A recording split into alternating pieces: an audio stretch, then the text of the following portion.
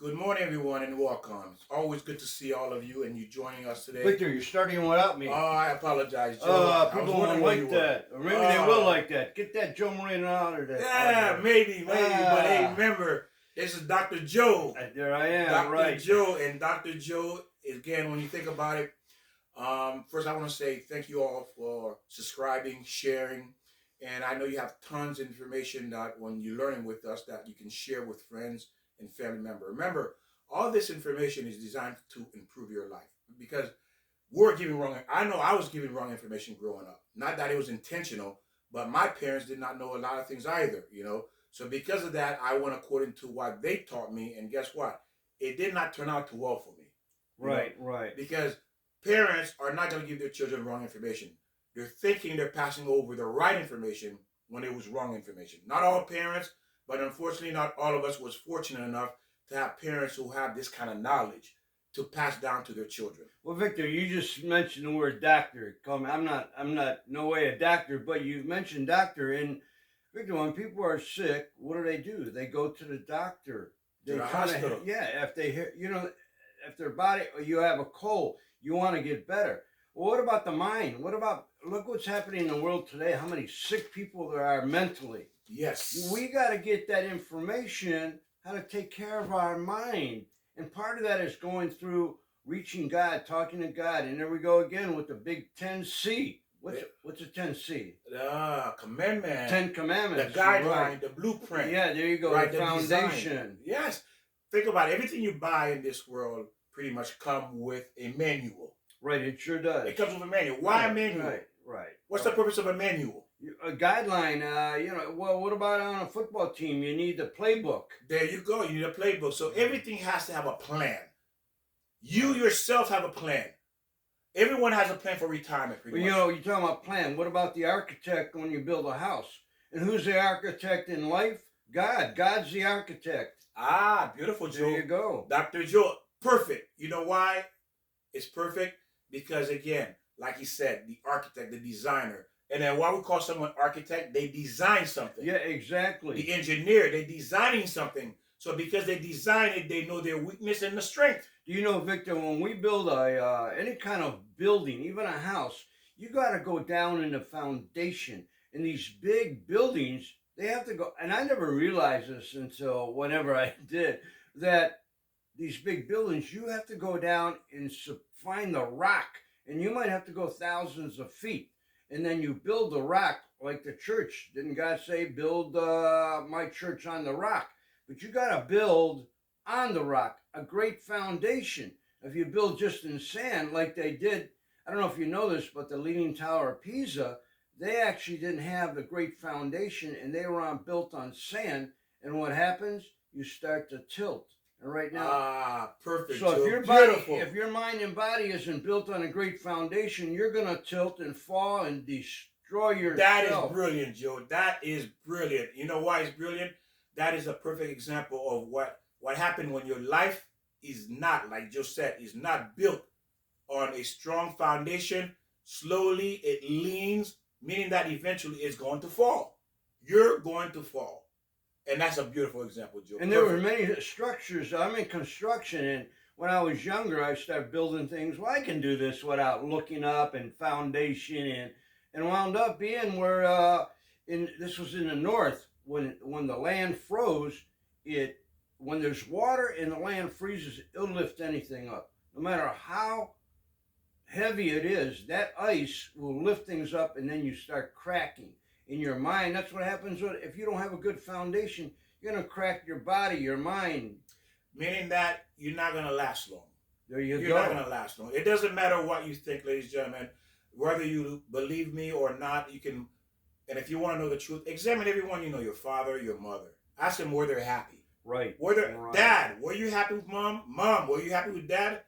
Or your cousin, your brothers, your sisters, whoever it is that have a relationship or had a relationship. Why did it fall? It fell because the foundation was not strong. Well, Victor, yeah, you're right. What about what happens when we get married? And naturally, that first, 3 months, 1 year, you're in a honeymoon stage. And after a while, you go, who's that guy? Who's that person? Who did I marry? you married the wrong person because you're looking at the wrong foundation. wrong foundation. That foundation called foundation Yeah. of lust. Yeah. You built your relationship on foundation of lust, foundation of materialism, Right. foundation of appearance, looks, beauty. That's what your foundation, most people's foundation in relationship comes from. Or misguided in terms of they're thinking this person is going to give them a good life. You see, all wrong foundation. And this is what we're going to. Where does that foundation begin, Joe? It begins in the garden. Yes, in the garden. Right. And then, ladies and gentlemen, it's not to pick on anyone because we love women. We care about you. God loves you more. And God says you are more higher than a man. That means you are more special than a man. Why? Because he designed you to be a strong, the backbone to support the man. Right. Now, you said garden. What do you mean with garden? Vegetable garden? When Adam and Eve was created, where they were born. Okay. Oh, I like that one. That's a good one, Joe. Vegetable garden. Well, Joe wants a garden, and I would like to have a garden as well. But again, the garden, where Adam and Eve was born. Okay? Now, why the garden? Because it's the perfect environment for a husband and wife. So your home should be the garden. Okay, right. And your home can possess both the knowledge, the tree of knowledge, and a tree of life and death. So in a fruit or vegetable garden, you're talking about you have to have the right foundation, the right amount of light. Oh, yes. Nice. Okay, the right amount of soil. You can't just grow on sandy soil. Well, some things can be, but you have to have the right soil because what's in the soil? Oh, I like that, Joe. The nutrients. Joe, you know what? Joe just said something beautiful and brilliant. It depends on what you want to grow. Yeah. It depends what you want to grow. If you want to grow carrots, they have a certain soil. Right. Watermelon, a certain soil. Right. Apples, a certain soil. But what about if you want to grow marriage? Whoa, there you go, Victor. What kind of soil you need to grow to have a marriage? Yeah, you need that love. You need that God. You need that foundation. And there you go. What is that nutrient? What is that perfect soil? God. His plan. That's the soil. It is. Yes, God. You're right. Because what you're trying to grow is marriage. You do. Right. So if you don't have the right ingredient, which is the only ingredient for marriage, is God. Right. There's no other ingredients. And what is the light? The light is the sun, the energy. And the truth. Vitamin D, the truth, and God. Yes. It's the light. Go to the light. There you go. Don't you see, when plants come up, you'll see if the light's here, the sun, they'll grow up from the ground and they go towards that light. Oh, Joe, beautiful. But if you go to her, you're going to fail. You're going to fall. You have to go to the light. Beautiful point, Joe. It's true what you said. When there is a certain light in a certain area, the plant will move toward that light. Right. It wants that energy. It wants that light. It wants that life. It wants that love, that life, that warmth. Yes. And then if it doesn't have it, what is it? It brings away and dies. Yeah, it will. You see, it can't survive without the light. The plant cannot survive without the light.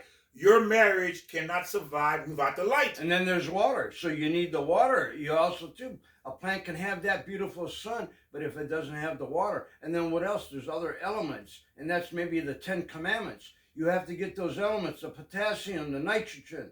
There you go, into the soil. That's the ingredient for marriage. Come on, Victor, it's not that hard. Well, you know what? Apparently it must be. Apparently it must be, because if marriage are failing, people don't want to get married, and they're struggling, and they're just in that relationship. They just became roommates after 20 years. You're looking at the wrong thing. You're looking at the lust. You're looking at the money. You're looking at the greed. That way. You're looking at the power. Yes. Oh, look what this guy or this girl can do for me. Look at, I'll be on a pedestal. Put her on a pedestal. Or however that goes. And you know what? What Joe just said, all those ingredients leads to death. Right, yeah. The wrong ingredients. Yeah, wrong ingredients. Because you need a specific ingredient for marriage. What Joe just said is the ingredients for death of what you want to grow, which is a marriage. Well, Victor, let's admit it now. Come on, this is going to be brutal. But when we go out, when we were younger, we go, whoa, look at that. We want that because it's lust, it's sex, it's that. You don't look for the heart of the person. And I'm not talking about women or men. It's both ways here. You have to look at the heart and the mind of an individual. Not what he's got. Oh, look at that car. I want to be in that car. You don't want to be with that guy, but you want to be in that car, that Mercedes, that Corvette. We're looking at the wrong things, Victor. And then you say, why is my life upside down in chaos? Well, go back to that car. Wrong decision. Go back to your decision There was you that car. go. Like Joe said, that car was your decision. For whatever reason, it went that way because you made a decision back then, and now you're paying the price for it. You see? Again, ladies and gentlemen, there's no way around marriage. It simply does not exist. It does not exist. If you don't have the right ingredients, it's over for you. Even if you remain in that marriage for 10, 20, 30 years, most likely you will not do it over again because there's people say they won't remarry. Why? Because you had the wrong ingredients for 10, 20, 30 years. You were not fed the right ingredients. That's why you won't do it again. I wouldn't do it again either. Well, how do you find if I had the wrong ingredients. How do you know what the right ingredients are? Where do you find that information? Where do you go to? Do you go to on TV, YouTube, Lust magazines? Yeah. Where do you go to get this? Independence magazine, how to be a self-righteous Right, People or magazine, or self-sustained yeah. women, Right. or again, those are bad ideas. Because remember, when a woman in the worst, and we're gonna start where all this started from, so you understand what happened, why you where you are today. Again, what we're talking about is the mistakes, and we're teaching you how to fix those mistakes. That's what it's about. How do I fix this? How do I fix my life? I want to fix my life, right? Who wants to go through life mistake after mistake and then you get frustrated and you're unhappy with it? And you make the mistakes because you weren't taught. We weren't taught. We didn't follow the guidelines or the right guidelines. Imagine you went to a doctor and he told you what the problem is, but he gave you the wrong medicine. Oh, yeah, that's not good. That's not good. Right. You see, you got to go back to get the right medicine. And what we're doing here, and the wrong medicine that all of you are getting is watching all of these nonsense on YouTube by all these people who so-called expert about relationship. It's the wrong medicine. You're going to fail. The only right medicine is called God, his plan. That's his plan. And his plan is never going to change for you or anyone. Either you on board or you suffer. That's the bottom line. Exactly. It's not going to change. I'm going to tell you, ladies and Did gentlemen. you say on board? On board with On God's board, plan. yeah. You gotta be on board. Yeah, either you on the train or not. Right. Either you miss the train or you on the train. And the point is this, ladies and gentlemen. It doesn't matter what you think. You know, you're the one who's going to fail. You're the one who's going to lose. Because why? You're not going to overcome or twist or manipulate or negotiate with God. You're not going to do that. It's not going to happen. If you're at a certain age, you're unhappy, you should know by now that's why you're unhappy. Because why? You're going against God. And where did that begin? From day one. Adam and Eve. There you go. Adam right, and Eve. Right. So we're going to talk about where the root of that problem is, and it exists today, and how to fix it as well. Okay? So, what did this all take place? And it's beautiful. It looks good, but it's not. It's things that's bad always look good or taste good, doesn't it? Yeah, oh, absolutely right. Things that's bad looks good. It tastes good. I'm still stuck on that whipped cream puff. That looks good. I used to be a big sweet person, I'm gonna tell you. But again, it tastes good, it looked good, but guess what? It was horrible for Wait a minute. You said you were a sweet. You were never sweet. Well, you like sweets. There Well, you maybe know you were sweet. I don't know. I got maybe half-half. I'll talk to your mother about that. You look like a pretty rough guy, Victor. You boom, boom, boom. You know what? I'm gonna tell you something. When you learn the right information, your life does change. It does transform. How true. The problem is this, is that we don't want to learn about God because we think God is insignificant, it's old time, it's not relevant anymore. You know, this is the modern day people. But if you look at the modern day, we are worse off than any other generation beside the day of Sodom and Gomorrah and the day God flooded the world. Well, Victor, yeah, you're right. Look at the United States. Mm-hmm. There's more drugs. There's more killing. There's more people in prison. There's more sex. Homosexuality, bestiality, all those existed before. But we bring all that back. And you think about it. God destroyed the world because of those reasons. People were not happy when these things were going on. But yet, we're back at it again. That means we're a loser at that time, and we're becoming that But loser Victor, again. we're the richest country in the world. What does that say? We got the money. And then why are we miserable? If we have pretty much everything we want, but we're miserable. How is that possible? Because I'm gonna tell you why. You'll never beat the Creator. That's just about Because we fall into Satan. Yeah, there you What go. The is Satan. the Satan? He wants you to have sex in the wrong way. Get those wants- drugs. Yes. Shoot up. He's about partying. The Satan is about keeping you in that party mode until it's too late, until you can't fix it. That's his point. Keeping you in that party mode, that enjoying mode until it's too late. Now, let's look at where all this stemmed from, it started from. Let's look at Adam and Eve. What happened to Eve? What happened? What Eve wanted, really, ladies and gentlemen, she wanted independence because God had 6 rules in the garden. And then she saw the snake, how free he was, enjoying life. And Eve said, I wanted that too. She wanted that independence. What happened when you decide to move away from God? Only failure. Independence always look attractive. It always looks attractive. Even today it looks attractive. Oh, I go to universities, and that's, again, by the way, universities is that fruit that Eve ate. Because universities telling you have you're independent woman, and it's teaching women that. And guess what? Most women that have this college education, they haven't been married, they don't have no children because nobody wants them. Why? Because you want that independent, and that independent is going against God. You're telling God, knowingly or unknowingly, you're telling God, you don't know what you're talking about. You do you, God, I'll do me. And God said, oh, okay, you do you. Let's see how that turned out for you. Right. And today, they're complaining there's no good man. No, God said there's good men, but I'm not going to let them come to you. There's good men, but you're not going to find them. There's good men. I'm going to make you not see them so you will live a life of loneliness. Why? Because you want to be independent. You out of my plan. You left my plan. This is my plan for you. But you chose your plan is better than my plan. Well, was Adam the right soulmate for Eve? Don't forget, Adam took the apple from the Eve, so he was corrupt as she was. All right, and that's a beautiful point. Well, I mean, I hate to say Adam and Eve.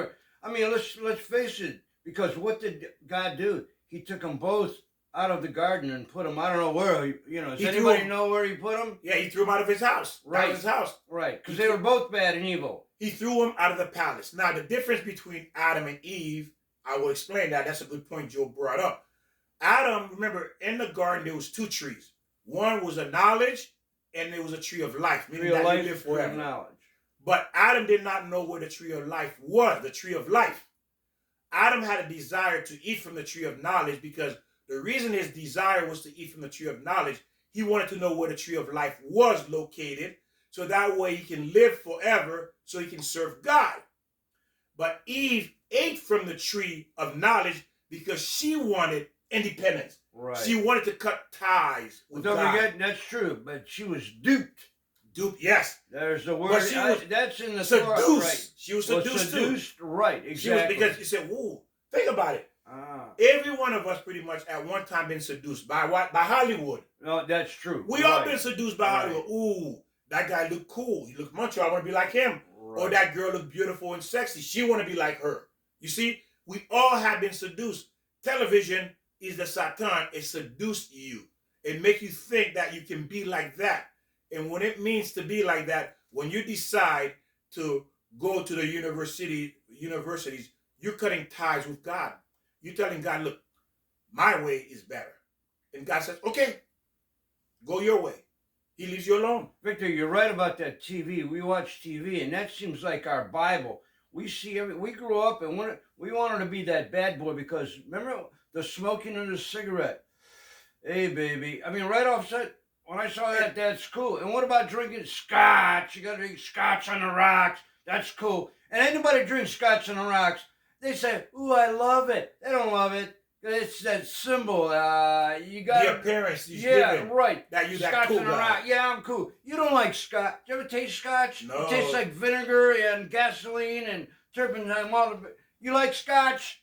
I doubt it. It's just what it is. You want to emulate what you saw on television, being cool, getting the girl, getting the woman. But again, all those is completely an illusion, and the purpose of it is because we fall for that trap. It's a trap to get you in, and once you in, it's almost impossible to get out. Right. If you get out, it's probably too late by the time you got out. Guess what? Your youth is gone. The man God had for you is gone with another woman. The woman God had for you is gone with another man. And now you're sitting at the sideline, you're watching, you cannot participate in the game. Well, you can find your soulmate. People think you're washed up or it's over with. You never ever think that. You have to start your life now. Like they say, this day is the first day of your life. You got to start now. And whatever you did in the past, if you married the bad person, whatever you stole, forget that past. You got to repent, Victor. And once you ask forgiveness for yourself, I mean, I've said this almost every video. Victor, forgive yourself, ask God for forgiveness, and get on the right track. That is true. You have to forgive yourself and then move forward. Now, I don't want you thinking this is a magical pill. It's going to happen overnight because you took 40 years destroying yourself. Right. 40, 50 years doing the wrong thing. It's not going to happen overnight. But again, that's the price you pay for going the wrong way. For example, you commit a crime, you go to prison for 30 years. Well, guess what? That's the price you pay for the crime. Well, look at the people who are overweight and they want to lose weight. You think you can lose weight like 40 pounds in 3 weeks? People really think you can do that. You can't. That takes a year. You have to lose slowly. You have to take one step at a time. And look at the prize. And you know, that's a beautiful point Joe brought, is this. It's easy to cause the damage, but it's very hard to fix the damage. It is, yeah. Fixing the damage is 1,000,000 times harder. And you know why it's harder? To fix it. You know, it's not really harder, Victor. It's harder only because you want it now. And that what makes it, you can't wait. We're impatient. That is true. That's a sin right there. Impatient. That is true. You can't be impatient. God will give us everything, Victor. I've experienced this. If you're patient and do the right thing, you'll get what you want. But it's not going to be tomorrow. It might be 10 years, but you'll get. We don't know when. You have to work for it. But Victor. you're right, Joe. But remember, too, is this. If you have caused a lot of pain, damage to your life, you definitely going to have to be patient because Absolutely. It's going to take time. It's not going to happen overnight. I don't want you to even think about that. You know, you can't expect 40, 50 years of damage and then a couple of months, hey, happy. No, because it doesn't work like that. That's the way God structured the world. It does not work like that. Well, what do we do for our children, too, when they commit a little, bad, whatever it is, right? I always say right on the wall. They have to learn that. They're not going to learn that immediately. If you're 3 years old, you got to take time and patience to teach your child the right lessons to do. And it takes time to learn this. Victor, you're an algebra teacher. Did you go to school the first week and learn everything? Joe, it took me a long want to take time. you. Just to get through high school is 12 years. That's right. 12 years just for high school. Life takes time, and it's beauty. Take one step at a time. Enjoy each day. Yes, live in the here and live in the present. And don't work 24 hours a day. Divide your time up, Victor. You got to enjoy life.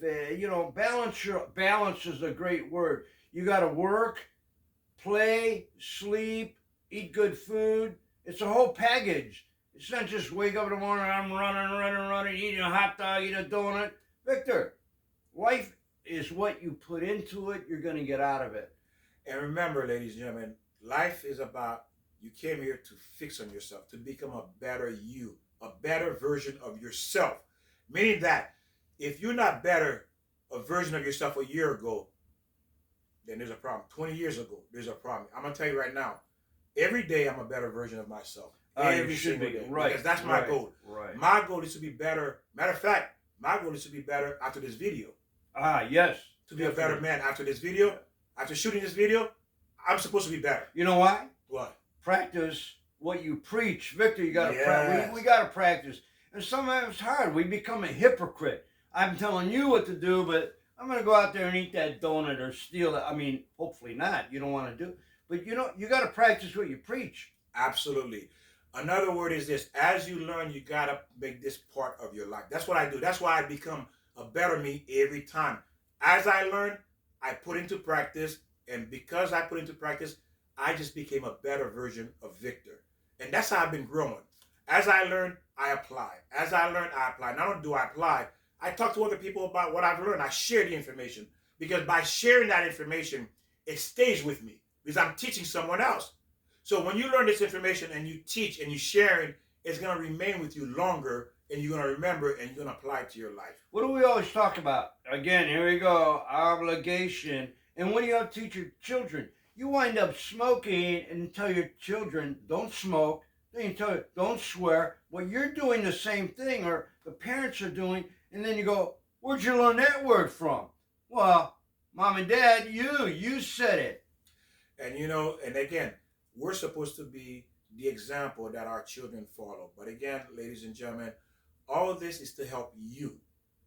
It's to help you. It's not to help anyone else. God doesn't need help. Everything he does is for our benefit. It doesn't matter. And everything he does is good. Everything is good. Okay? And just being alive alone is a miracle. Why? Because he giving you life. Why? Why did God give me this life? He's saying, Victor, there's things about you need to fix. How do I fix this, God? Read my commandments. Read my word so you know how to fix it. You see? And now, Victor, you become a better man. And people can see that. How true. People can see that. Yes. And this is what I'm doing. I want to be better. I want that. That's my purpose in this world, to become a better man. And the only way to become a better man is by learning and applying what I learned. Exactly. Very good. Yes. So now we're going to start again, continue with the curse. Now, what actually happened is this. What does the word independence really mean? Independence means a curse. That's what independence is. When a woman says, I want to be independent, you're saying, I'm cursing myself. Because independence means I want to be independent of God. If you are independent of God, then there's only one side left, the Satan. Right, yeah, exactly. Now you belong to the side of the Satan. That's where you belong. There is no other, there's no your side. You're thinking there's your side. Your side doesn't exist. There's only two sides, God and the Satan. You see that? Right. That's it. So the word independence means curse. You are literally cursing yourself, cursing your children, cursing your future, and cursing your olam haba. Olam haba means heaven. Because why? You're removing yourself from God's plan. You're telling God, I want to be my own. Well, you're telling God that. You're not realizing you're telling that God. But you're saying, God, look, I'm switching side. I'm leaving your side. I'm going to the Satan side. Well, Victor, that's part of the problem in the marriage. Everybody. It's not just women. It's men too. You can't be independent. When you get married, it's a combination. Oh, it's together. Beautiful. It's not, well, I'm going this way. And it's okay sometimes if a guy wants to play golf and a woman wants to do ballet or whatever. That's okay. But you got to be one. You go back. You know what? Together. Beautiful, Joe. Beautiful. Excellent. And Joe's right. There are people in marriage, they still independent. What they have? Independent bank account. Right. Yeah. Right. Exactly. Independent bank account. That's showing you're not one. You see, that's one of the most popular ones. I have an independent bank account. And not only that, the man or woman may have an account and the husband doesn't know about it or the wife doesn't know about it. And that might be part of, like, in the back of their mind, let me see, if this marriage doesn't work out, right away negative. I got to protect my money. I don't know. Is that what it's about? That's what it's saying is this. Look, I don't really see a future with you. That's why I have an independent bank account, so when I leave you, I can sustain myself. Because why? I don't see a future being with you. I don't love you. One, I don't love you. Two, I don't respect you. Three, we don't have a future. Because that's why I keep things independent, separated. That's why it's separated. It's not a love. God doesn't say that. The Satan is the one that's telling you that. Why? Because his job is to make sure you don't remain in that marriage. Because he said, eventually, I want you to leave her or leave him.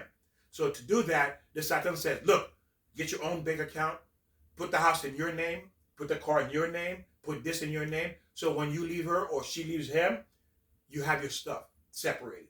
You see? He wants you to keep things separated because you're already separated. You just don't know it yet. That's right. Yeah, right. You're already separated. You just don't know you're separated. You're already divorced. You just don't know you're divorced. But you're already divorced. He or she already divorced you up here. Him and her already team up with the Satan. The Satan is their lawyer. And the Satan is telling them what to do to divorce you. But you're already divorced. It's just that it hasn't finalized yet. The blow hasn't come. You haven't got the paper say you divorced yet. But it's in the mail. It's in the mail. Right. You're sleeping next to this person. Right. You're sleeping next to this person. Your divorce paper's already in the mail. You don't even know it yet. One day you're going to wake up, she's gone. She took everything, empty out the house. Or he emptied out the bank account. Yours and his. You see? You're already divorced. You just don't know it yet. Why?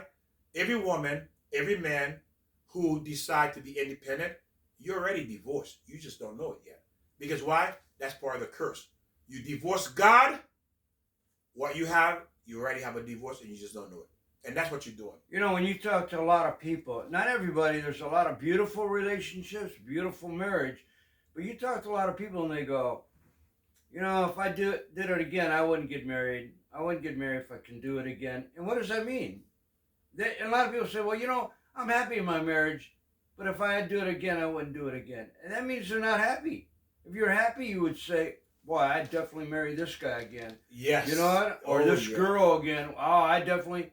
Well, you would do it again. You say, you know what? I would do it a million times over again. And because there's too much selfishness, there's too much. What else goes along with that? Greed. Right. We go in there. We go into greed. We go into ego. It's about us. It's about me. It's not about you. I just needed you there to get me from point A to point B. Now you got me from point A to point B. I don't need you anymore. Boy, that's a lot of marriages. Yeah, you see. So again, people are still in it today, not because of they're in marriage because of convenience. I'm used to you. If I leave you, I have to pay child support, alimony. I'm suffering. I can't see my kids. You know, there's many reasons. I lose the car, I lose the house. So what's the other option? To stay. Right. To stay in something you're unhappy with. But guess what? That's your prison that you created. You created your own prison. Okay, remember that. You did that, not God. Why? You wanted to be independent. Women, ladies, this independence, this university, this college, getting a degree, becoming a boss woman, you're telling God, listen, God, I'm divorcing you. I don't want nothing to do with you. I'm going to do it my way. God says, okay, go ahead. Go ahead. And then it's a curse. Now there's only two sides. You're thinking you have a side. No, you just sided with the Satan. That's your side. And that's why things are chaos. Exactly. That's the purpose of Satan. In our world. Yeah. Yes. That's what he wants. And you give him exactly that. Now it says, you decided to go with the Satan. You're on his side and you think you're being with the Satan. You're going to be happy? You think there's happiness on that side? There's only pain. That's his job, to bring you pain and suffering. That's his sole purpose in this world, to deceive, because he has to deceive you in order for pain to follow. Well, okay, let me just make this comment. We know that what's the statistics in our percentage in the marriages nowadays? Divorce, is it 40, 50% or more? Ours up to 80%. 80%. Really? That's what I've heard. Okay, 80%. so what does that mean? If there's that, okay, we're making wrong decisions. We're deciding wrong things. We're getting married for the wrong reason. Why do you get married? It's that first honeymoon. It's that sex. It's that love. It's that lust. It's exciting. And all of a sudden, it dwindles. And then all of a sudden, what am I doing in this relationship? This is the wrong person. Not guy or woman, the wrong person. Yes, the wrong person. Everybody's just as bad as the other. Well, not everybody, but, you know, man and woman, they're both the same. Everybody could be corrupt. If you go to this side, the devil's side, if you're a man or woman, you're corrupt. Well, once you decide to go independent of God, you're already corrupted. Well, absolutely. You're already corrupted. You left your insurance policy. You're not protected anymore. Right, the insurance policy. Yeah, that's your insurance. God. Yeah, God is your insurance policy. That's also could be a covenant. The covenant. If you want happiness, ladies and gentlemen, that's it. That's your insurance policy. You decide to void your insurance policy and leave God. And now God is leaving you to who? In the hands of the Satan. Now the Satan, he has you. You now work for him. And what does he do? He allows you to live in this fantasy long enough. And while you're in this fantasy, you're destroying yourself. You're destroying the man or the woman you're with. You're destroying your children because he wants your children destroyed too. That's the thing. I don't just want you, but it has to start with you. Because you're going to bring me, listen to this. The Satan said, you're going to bring me more children in this world that going to come to my side. Well, sure. If she's corrupt or our parents are corrupt. Now the children going to go belong to him. Again, what is this really? It's a form of slavery. You just don't even know it. You put yourself in slavery. Unknowingly or willingly, you place yourself in slavery. Because now your children belongs to the master. Who's your new master? The Satan. He's your master. When have you known in history a slave master treats his subject good? You're a slave. Oh, no, right. You're a slave. You're a slave, right, exactly. He does whatever he want to do with you. He manipulates you, tell you what to do. And everything he's going to tell you to do is not going to be for your benefit. It's for his benefit. That's the purpose of being a slave owner. You're pointing at me. No. Okay, you went. Yeah. Well, No, let's say okay. obligation. Okay, You see, to learn. So again, you have to remember this, ladies and gentlemen, is this. Once you decide to become independent, to go to the university, because that's what university means, for you to be an independent woman, to be the boss woman, to be in charge. Where in creation did God says you the leader? Where in creation God created you first? Where? Where does it say that? So who's giving you this information? The Satan is telling you God created you first, then created Adam second. That's what the Satan put in your head. He created, or the Satan saying that, hey, you just like Adam. Are you a man? Are you a man? You're not a man. What Victor's saying, as far as independence, when you get married, it's a unity. A union. That's why God called it union. Right. It's a combination. To be independent is when you're forgetting your other part. I think it's okay to become successful, or again, use your potential. I mean, God has given women, just like He's given men, potential, whatever that potential is. I mean, what's wrong being a nurse? It's okay to go to that goal, but you have to do it in sync with God and with your spouse. What Victor's saying, you're right. Independence can destroy you if you don't do and use it properly. Right. Using God guideline to guide you. Now remember, why did God created man and a woman, Adam and Eve? And we all know the story about Adam and Eve. We know where Eve come from. Why? Because you are his support. You are his backbone. Eve is the backbone of Adam. Why? Because they both have a job to do in this world. And they both use their talent to accomplish the mission the man had. And when you, a woman, support your husband, now again, he has to be a good man. Okay? It cannot work if the husband is not a good man. It cannot work if the wife is not a good man, a good woman. So when you two understand your role, this is when you have harmony, a symphony. That's when you have the perfect music. Ladies and gentlemen, there is no other way. There's no other way. You got to support each other. Yes. You have to support. And if the man's the one doing the breadwinning, I mean, well, everybody's just got to, you got to support each other. Everybody, like Victor says, everybody has a role and a responsibility. And the gift God has given us, whatever that gift is, apply that and work for it and use your potential and be a great individual. And let's look at it. How about this, ladies? Ladies, would you agree with this? We're going to war and we decide all the men stay home and you women go to war. Would you want that? No, think about it. That's true too. Do you want that? We stay home, you go fight. We all stay home. Do you feel that what you want? About this. Someone breaks into the house and your husband say, you go fight him. You go fight, yeah. You go fight him, honey. Right. No, honey, you go fight him. Why? Well, you want to be like a man. So actually, you want to be equal. That becomes a double standard then if, well, I'm just as equal as they are. Right. Everybody has a responsibility. Yeah, go fight. And the man is the one who's the builder and the protector. Right. There you go, Victor. And the wife helps him build. Right. The wife helps him protect. There you go. That's what she does. You see how ironic, because that's what the world wants you to believe. Then why you not say, hey, if you want to be equal, then you need to say, I want all men to stay home because we're going to go to war, ladies. We're going to be in a tank. We're going to be in a plane. And then when you get captured, guess what happens when a woman gets captured? She get raped. You want that? You want to be raped when you become a capture of an enemy? Why not? You know where I think what do you think's going to happen? You know where I think that really started, Victor, is don't forget, when women get pregnant, they have to stay home to nurse. Mm-hmm. So, I mean, you can't be out there shoveling the snow, digging a ditch, going making money. You can't be fighting a war or fighting the criminal or the bad guy coming in your house. You're the wife, so that first 9 months, you have to stay home and do that independent home stuff. That's where basically that all came from. I mean, can you imagine back in the caveman days? This is where this started.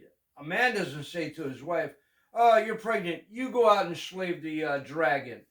No, the woman stays home because that's how God planned it. Yes. It's actually the woman staying home. And then, there's nothing wrong with helping out. Again, it's a unity, it's a combination. You have to make a decision of how the two of you are going to live together in harmony, Victor. And there you go. Am I speaking too loud? Oh, no, well, you're too good. bad, man. Hopefully they're listening. I'm going to beat you up, Victor. This is brutal this time. It is brutal, but the truth is brutal. Yeah, because no one really wants to hear the truth. No one wants to hear the truth. But again, you have a choice. You can hear the truth and accept the truth and change your life for the better, or stay in a lie and destroy your life. And that's what's happening. It's that simple. Right, yes. It's that simple. And I'm not here to sugarcoat. I'm not going to sugarcoat. I'm here to tell you the truth. You decide. Like God says to Moses when he was writing, and he says, let us create men. And Moses said, well, God, aren't they going to think there is more than one God? And God says, let them believe what they want to believe. Why? God is giving you the brutal truth. You decide, but you cannot ever come and say, I didn't hear the truth. Right. Yes, the truth hurt, but you can't say I didn't hear it. And this is where you have it. And we're living in a time you need to hear the brutal truth so you can change it. If someone is sugarcoating you, listen to people telling you it's okay, God love you, you can continue smoking, drinking, doing all these things, going to the bar. That person doesn't love you. That person hates you. He wants to kill you. Why? He's lying to you. He's feeding you lies. That's what he's doing. He's feeding you lies. Right. That's not what we're here for. That's not why my purpose. My purpose is to feed you the truth and you decide. That's what it's all about. Okay? Even if it's tough, but again, it's called tough love. We're talking about the car salesman, though. I mean, they got a bad rap, the car salesman. You go buy a car, he's going to tell you everything good about the car that isn't, because he wants to sell the car. Isn't that the devil? He wants to tell you everything that's good about bad. Oh, that's beautiful, Come on, Joe. you want that. Go ahead. You deserve it. Victor, go ahead. And he knows he's selling you a lemon. Right, yeah. Like you said, that car salesman knows he's selling you a lemon. Right, yeah, that's right. But he's not going to let you know he's selling you a lemon. No, absolutely not. You see, and Joe's right. Beautiful. That devil is like a car salesman. What do car salesmen do? They have to lie to you. Right. They have to. They have to deceive you. Not all car salesmen. Well, that's true. There's a lot of good ones, but it's about you got to make that sale. Well, in anything, in insurance, and whether they're selling you a brand new refrigerator, you got to make that sale. That's your business to do that. And when you're deceitful, there's a Satan. There he comes back in your life. And that's the point, ladies and gentlemen. There's going to be people who are deceitful more so than people who are not. And when they come to you, they're going to sell it. It's going to look beautiful. Like the TV shows, all of those, they're selling. That's what they're doing. They're selling you something that looks beautiful and you want to be part of. But again, it's all a lie, and they're brainwashing you to go with it. But again, it's your life. You decide, because guess what? They're getting paid to destroy you. And then you're listening like a puppy, like a 5-year-old or 2-year-old in front of the television screen, buying everything they're telling you. Again, that is the point. So we're going to continue again. Richard, let me interrupt you here too. We're talking about relationships, and we meet someone. You know what? We want to win that person. So in a way, I know this is bad to say, we're a little bit deceitful. We try to show someone, oh, I make this much money. I'm real clean. We're so deceitful because we want to win that person. And that's then when you marry someone, you think that person is somebody who they're not, and it goes both ways. A man can do that, or a woman. They try to imply, and I remember being myself too. We're all that. We marry. I know I'm going rattling on here, but sometimes we marry because we're selfish. We want that. I mean, when you marry, you could be in love, but also you're marrying somebody because that person's going to give you something. You look at what this person's given me, whatever it is. It's true. Is it power? Is it money? Is it lust? Is it sex? What is this person giving me? I mean, we have to understand that's just confusing. I'm getting lost myself. But Victor. And that is exactly what we do. When we're looking at people, we're looking at what we're going to get from them. Now, how many people come from this perspective? You know what? I want to marry her because I want to give her this and this and this and this. I want to marry him because I want to give him this and this. I want to give him, I have $1 million, I want to give him my $1 million. I have $1 million, I want to give her my $1 million. How many people can say That's what I want to marry him for. Right. Can you imagine that? Very few. Very few. I want to marry you because I have $1 million that I worked for 30 years, and I want to marry you to give you all of it. Yeah, no. Right. Who comes from that perspective? People got to protect their money. You see in that? this day in life. You see, we're not coming from that perspective. We're coming this way. I want to marry you because I want to take your $1 million. Yeah, right. Yeah. I want part of that $1 million. A lot of people do that. They get married for the money. Yeah, I want part of that $1 million. I want that. I want your beauty. Yeah. I want your house. I want your car. I want this. I want this. It's about I. It's always about me. It's about me. Yeah. Right. I want to look good when I'm sitting next to you. You see, it's about I want. Is why I am marrying you.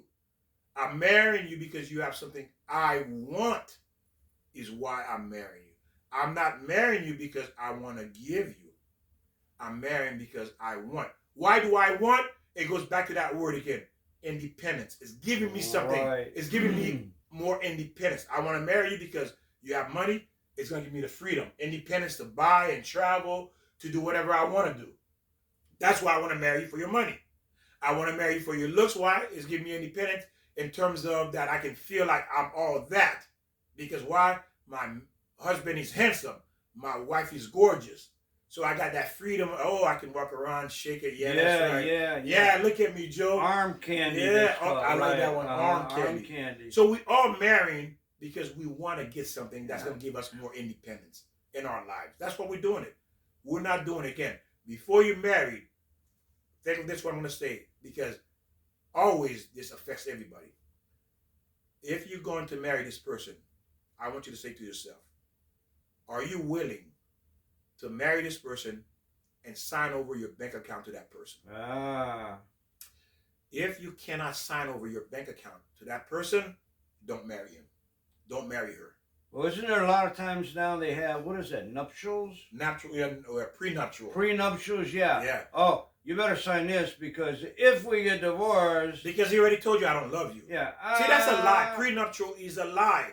A prenuptial means, beautiful point, well, Joe. because you don't trust them. Wow, if you don't Joe. trust someone, you can't love Well, them. that's what I'm saying. Yeah, right. A prenuptial mean I don't love you. Right. A prenuptial mean we don't have a future. I don't trust you. A prenuptial mean I'm gambling. Right. I don't want to gamble. This is a gamble. Right. This is a gamble. I don't want to lose because I know this is a gamble. Again, about me. It's about me. I got to protect me. There you go, Joe. I can't trust you. That's the worst thing. Getting married and you can't trust. You cannot trust. And if a person agrees to do something like this, you're a foolish person. You're a foolish person. Well, Why? in today's world, sorry again to interrupt, Victor, but in today's world, it is very scary. I mean, again, when we marry someone, we don't know who this person is. Again, we're married for the wrong reason, and then you go, well, let's see, I don't know how this person... And in today's world, it's like, you can't trust anybody. And well, you know why? That's so bad. Because we don't know how to figure out who we can and cannot trust. Right. We don't know. Right. So if I don't trust because I don't know, again, and it's your fault because you're obligated to learn. You're obligated to learn how to maneuver in this world. That's what these videos are about. Mm-hmm. How to help you understand who is a good person to marry. Why should I marry? Again, those of you say, oh, it's a good idea, prenuptial. Again, this person doesn't love you. They have no intention. They don't love you. Because why? They're not willing to gamble. They're not willing to take a risk on you. Because you are a liability. You're a potential threat. You are a threat or liability. They're not going to gamble on you. And they certainly don't love you. They're only with you because it fits their need right now. I don't want to be alone, but I don't want to lose my money. Right. I don't know how to keep my money. Well, Victor, let me tell you something. I was involved with someone who had their own house, paid up, had some children. And actually, I was the one that brought that to her attention, saying, you know what, I'll sign something only so your children and maybe you won't think I'm after your money. I want to be able, because right away you're thinking, oh, mom's marrying this guy and he's after the money. I refuse to be in that situation. So I told this person, I will sign a nuptial because then this way you can trust me that I'm not after your money. Because again, we don't know. When we get married, there's always a 1%. There you go. Is this person after my money? Well, there you go. That's the point the Torah is making. Because there is a gamble, it's not love. Because remember, marriage has nothing to do with anyone else. Only three people involved in marriage: God, husband, and wife. That's it. Right. There is no one else involved in a marriage. They don't exist. Only if you let Satan come into that, And he tells you different. Right, he tells you different. And that's what the chaos and corruption is. You're following the wrong...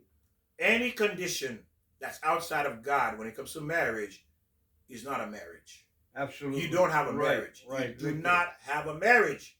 If it's outside of God, commandments, God will, you do not have a marriage. Eventually it will end, or you're going to live in a unloved marriage. You become roommates, and at the end it will end. And then at the end, if I said to you, or Joe said to you, would you do it over again?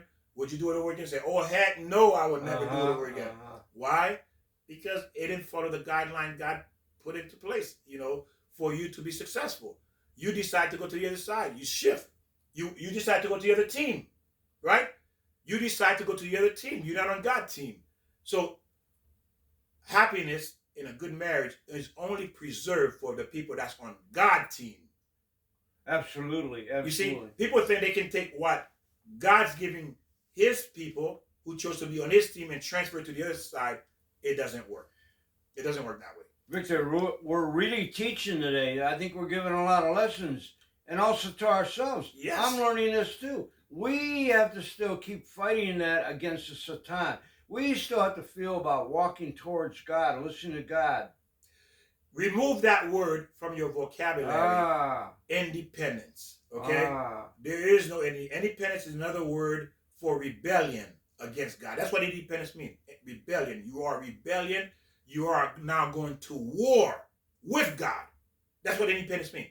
Eve went to war with God because she didn't want to be in his plan. That's war. If you're not with God, you're against him. And if you're against somebody, aren't you at war with them? Absolutely. Yeah, if you're against somebody, you're at war with them. So every time you say that word, God hears you, and you bearing yourself more and more. Okay, you don't understand that. You are bearing yourself. Independence is a poison that brought death to the world and pain and suffering. That's what independence does. I haven't met anyone yet who's outside of God that's truly happy. I've listened to people who talk about God, who knows of God. Again, the worst thing you can do to, ladies and gentlemen, especially men, is to listen to a woman who doesn't know God or going against God. You are not allowed to listen to a woman who does not know God or go against God.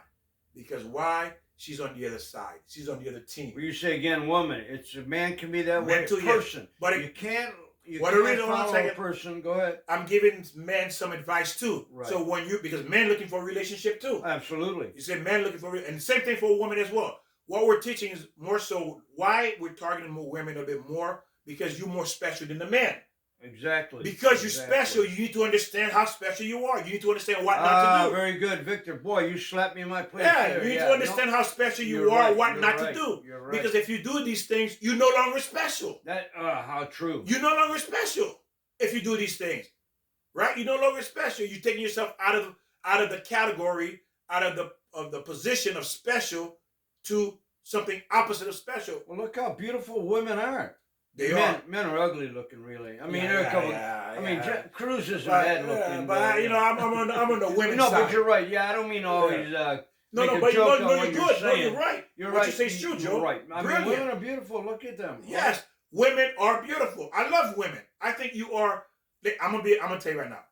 Women is the most beautiful of all the creation. You are the most beautiful, even more beautiful than the angels.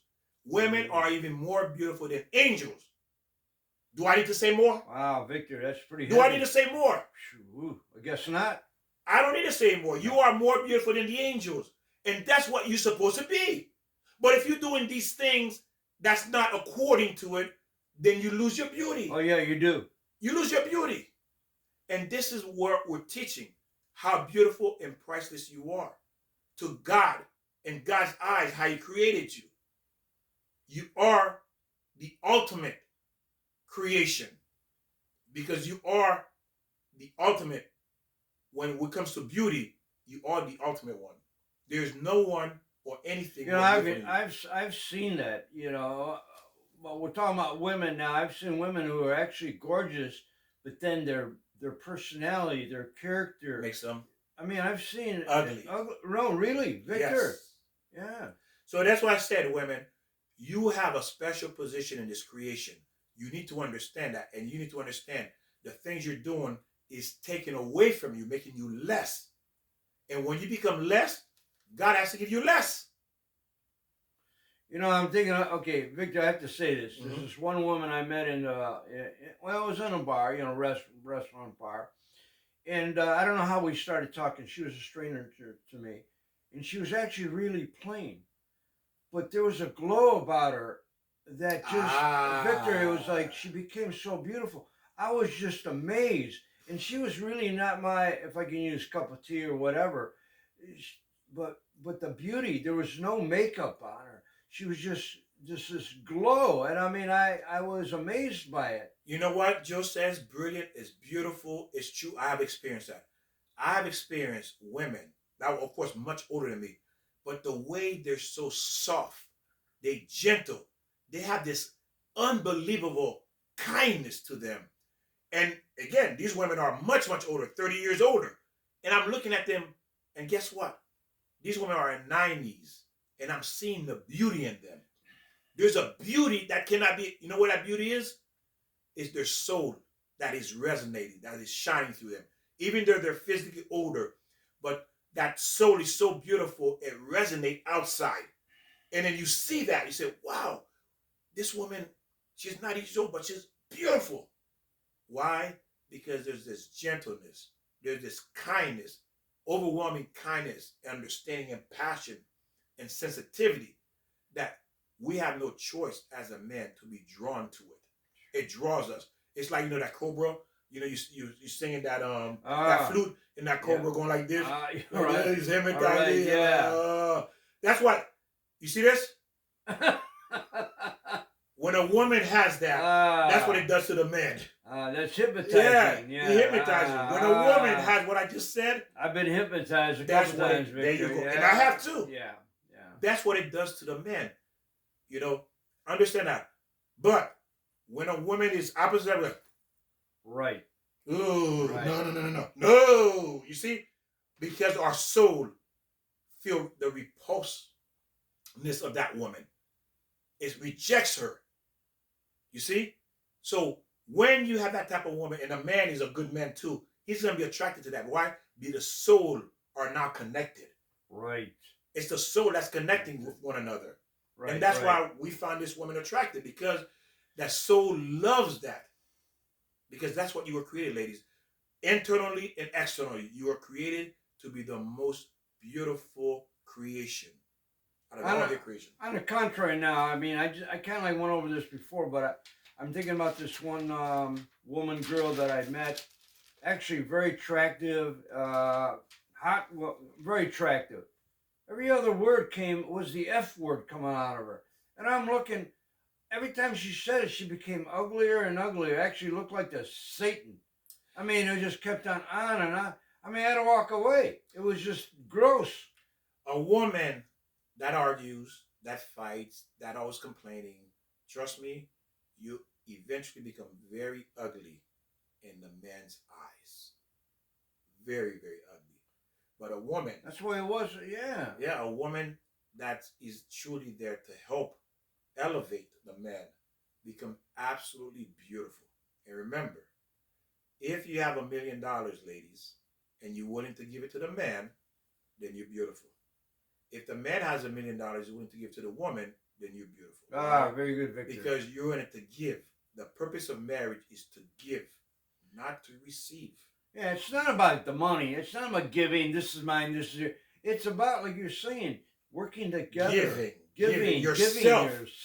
Yes, right. Giving yourself. Giving your soul to one another. That's what it's about. To become a giver. This is what God created marriage to be.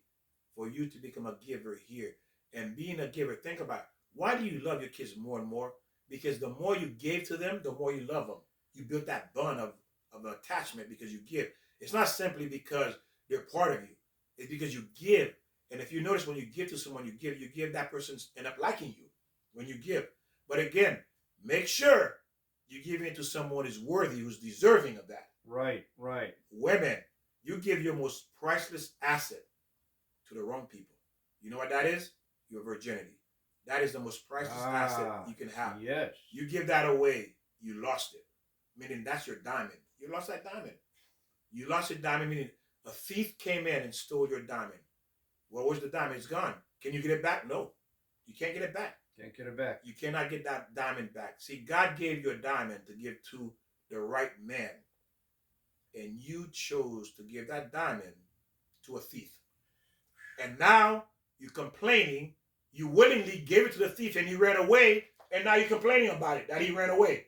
He mistreated me. He abused me. Right. He talked to me. Right. You gave it to him. Right. You gave it to him. So again, what is this teaching? Is to protect what God has given you.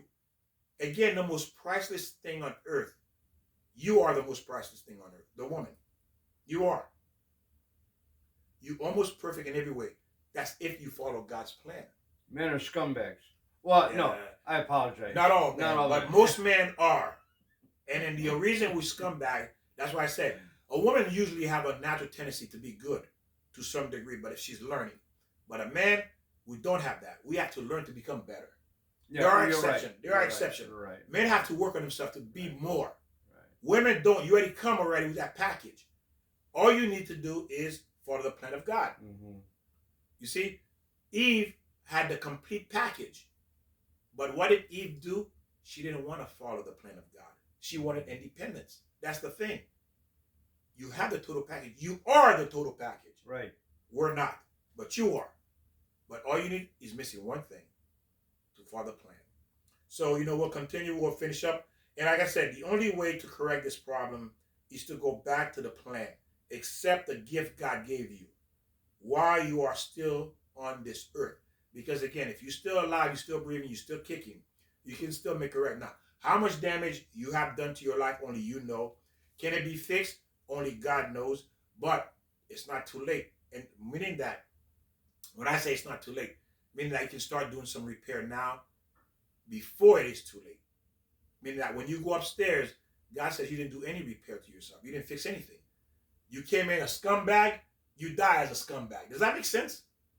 You're born as a scumbag, and you die as a scumbag. What do you mean? Right. I give you 90 years down here.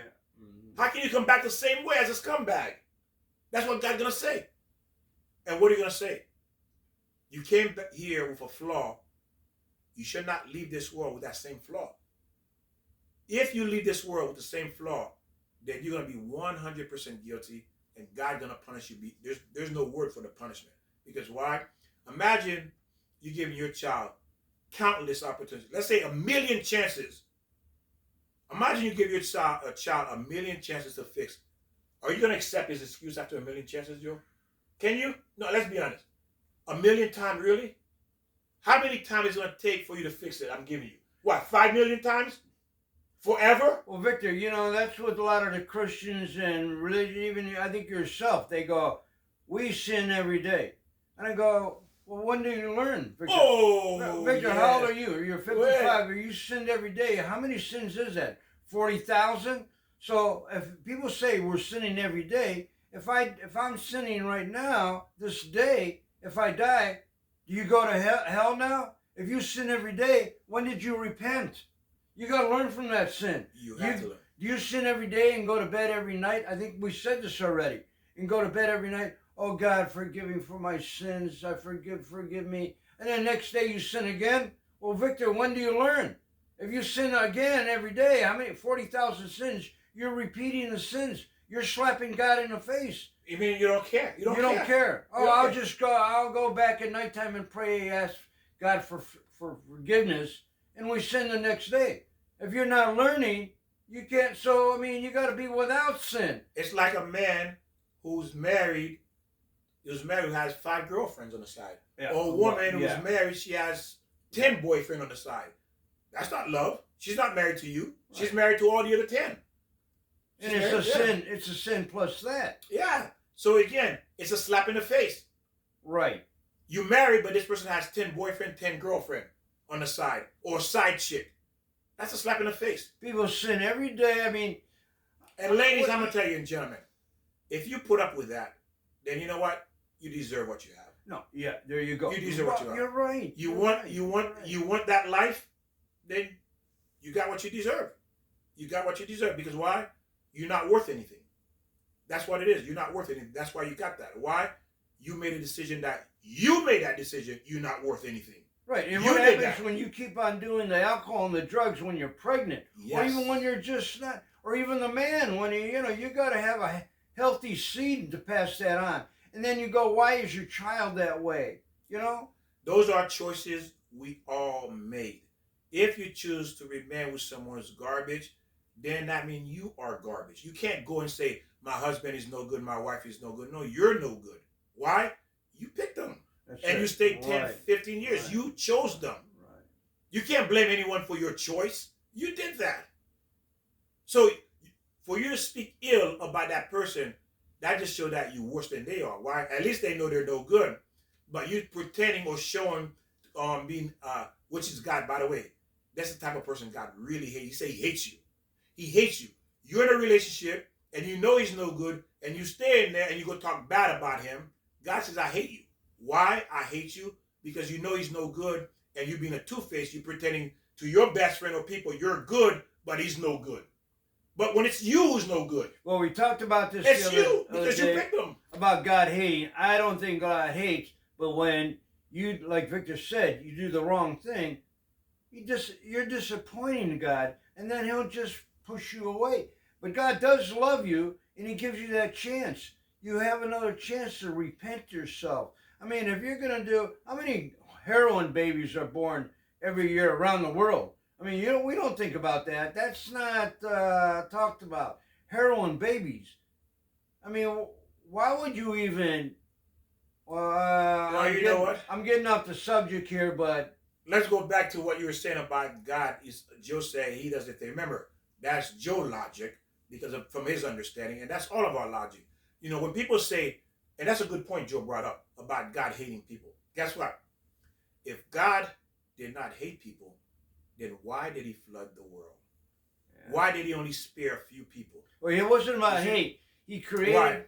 It was wicked. Men were wicked. So just like you, if you're God says he hates wicked people. He hates. Well, he doesn't say he loves. He hates. That's why he killed them. Well, okay, maybe. No, I'm just saying what the Torah said, not me. Right. Yeah. You see, okay. just so that's a beautiful point you brought up.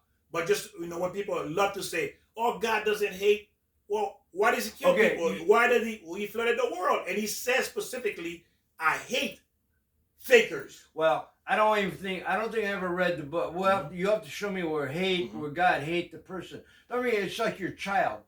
When your child, no matter what he does wrong, he or she, you'll be disappointed. But even if your child kills someone, you're gonna still love your child, Victor. I mean, I don't see many. I don't know about this. I don't have any children. I don't know how parents feel, but usually parents are always stand up by their children, whatever they do. And they may be disappointed and may, put them in jail. I can put my son in jail if you're not doing right, but I don't see that. And Victor, I mean, that's you're right about that's my opinion, but I can't see God hating anybody, because just like I said, God is we're his children, and just like you're not gonna just think, Victor, how many children you have. No matter what they do, they may disappoint you, and you can say yes, put them in jail. But you're not going to hate your son. You have a child named Victor right after. Well, you have more than one. And I know you love them all. But no matter what they do, Victor, you're going to love them. And that's how I see God. And I may be wrong. I'm not saying I am always right about anything. And Victor has a point about the Torah and the Bible. That's beautiful. But I can't see God hating anyone. Well, I understand what Joe's saying. And probably most of you who are watching and, people who says that as well, that God doesn't hate. But again, I'm not God. True. I'm not God. I didn't create myself. I didn't create myself to look like I look. You didn't create yourself to look the way you look. So your opinion is just as valid as my opinion. It's not my opinion. Well, even the Torah's opinion is valid as mine. Don't forget, God has given us a brain to think, and and I might be wrong about a lot of my thinking, but if, like, how many times you say, "Ooh, Joe, you must have read the Torah," Yes. because there's something God like. Because that's what he said, and that's why I can relate to what you're saying. Right, Yeah, right. I mean, and that could be maybe God does hate. And I'm not disagreeing with you. Well, it's not with me. You disagree. Okay, I'm not disagreeing with the Word of God, what He says. Right, I'm not but then, well, we'll get into that subject. Yeah. But I mean, I'm not disagreeing with anybody. You can believe anything. You can believe that we came from Mars. I don't care what you believe in. That's your belief. I can't take that away from you. But this is what I believe. And I mean, I can't see God hating. Again, disappointing. And then again, I don't even think there's a hell, Victor. I think when God says, if you're not following my plan, poof, you're gone. There's no hell. I mean, why would I even care about, if you're bad, if you come in my house or my business and do something wrong, I'll fire you. I don't care where you, I'm not going to send you to hell. People who say they don't believe in hell, they're going to get double punishment. That's what the Torah says. You will get double punishment. Why? I'm going to tell you why. He said that kind of thinking is arrogance, because you think you're somebody. You see? You think you're somebody. If you were somebody, you would have created your own self. You didn't create yourself. You see? Because of arrogance, because of your ego, you want to believe, I want to believe what I want to believe, God hates. You see? That I'm just telling you so you know. Victor, I respect, like I say, one thing about Victor and I, Victor has his opinion, and there's no argument. That's his opinion. And nobody's wrong. Now remember, not my opinion. Yeah, I keep on forgetting. Yeah, I don't have, okay. Remember, ladies, I don't have, ladies and gentlemen, I do not have opinion. I got rid of my opinion. Right. Okay? If you hear it, just say, well, this is what I think I may say. But I don't have opinion anymore. I got rid of it. I hate my opinion, by the way. I don't want opinion. I'm not interested in having an opinion. I don't care what anyone says. Again, I'm not God. If I was God, then I have opinion. But I'm not God. You're right about that. I am not God. Okay, so I want you to know. No, go ahead, Joe. Right. No, but I love my opinion because, I mean, again, God gave me a brain. And I mean, you weigh everything in life. I mean, we do. Like, let's say we want to buy a car together, or, what do I want? Red, blue, gold? Oh, I don't want a red car, but, well, where am I going with this? It's just the idea that, I don't know, I just feel God is love. That's why He created us. If you ask, what am I doing here? I'll tell you what you're doing here. God has created you. He wants you to love Him, and you to love Him to love you. That's why you're here. And what should you be doing here? It's the gift that God has given us. If you're an artist, a plumber, a drywall, a musician, a doctor, whatever you are, that's what what you're doing here. The gift God has given you. So it's very easy. The two questions. What am I doing here? You're here because God loves you. I'm repeating myself. God loves you, and He wants you to love Him. And then what's my program here on earth? The gift that God has given you. Follow that gift. And what is that gift? Again, is it music? Is it art? Is it a doctor? Go with that's the whole program. And again, the question is going to be when they said, keep this in mind, when you die, you're going to go upstairs and say to God, why wasn't I happy in my marriage? And God's going to say, did you look for me? Why didn't I get a good husband, a good wife? Did you know my laws? Did you know my rules? Because God's going to say, how come you know how to be a boss woman, a boss lady? How can you know how to be a businessman, a wealthy man? You know these things, but you know nothing of me. So you and I, you know nothing of me or my ways. So you are doing it according to your way, what you believe, by your logic. You got to know the Creator. Right, Victor, you're right. That's where your logic led you to. Now you're up here, you blew it, and now you're asking me questions. Well, this is the reason why. Because why? You pursued the wrong thing. That's the bottom line.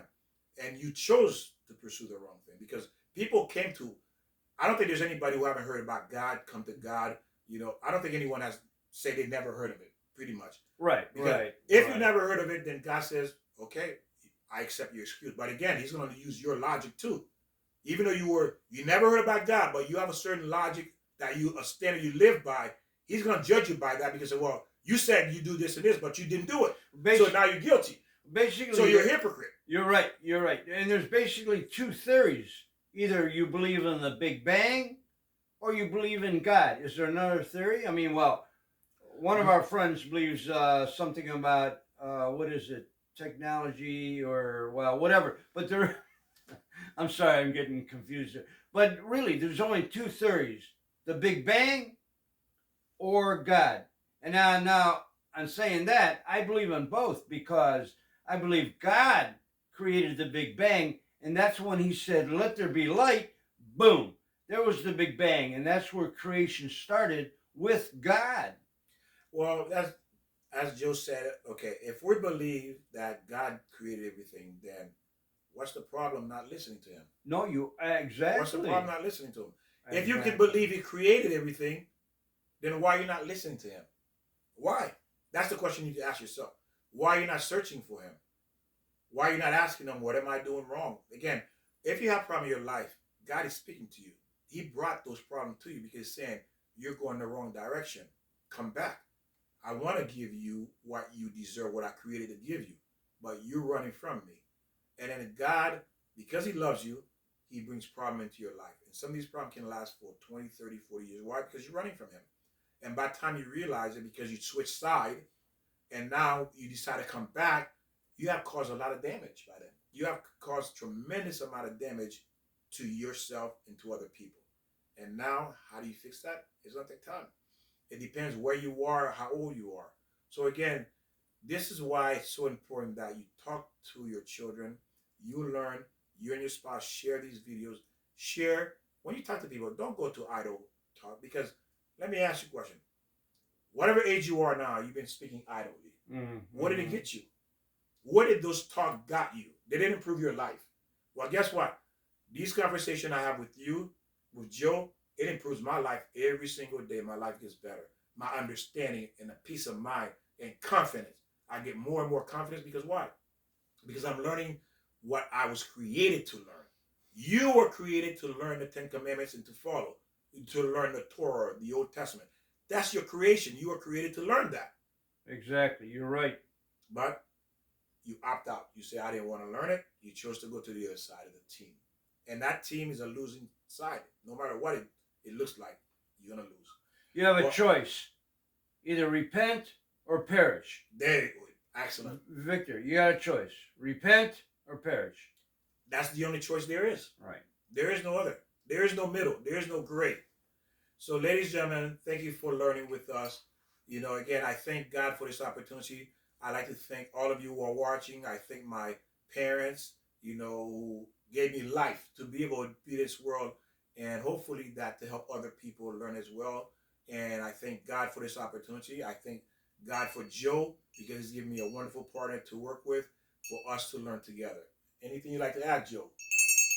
And remember, ring the bell, subscribe, write comments, and you know, for people who know what you learned from this video. It's a lot of information. Listening to it one time is not enough. It says in the Torah, a person has to learn 101 times one lesson, 101 before you get it. How many times have you reviewed this video? I thank you, and I'll see you next time. God bless. Victor, what'd you say? You said ring the bell. It's not ring the bell. It's ring the bell. Ring the bella. Yeah, bella. Bella. That's beautiful. Bella means beautiful in Spanish, I think. God bless.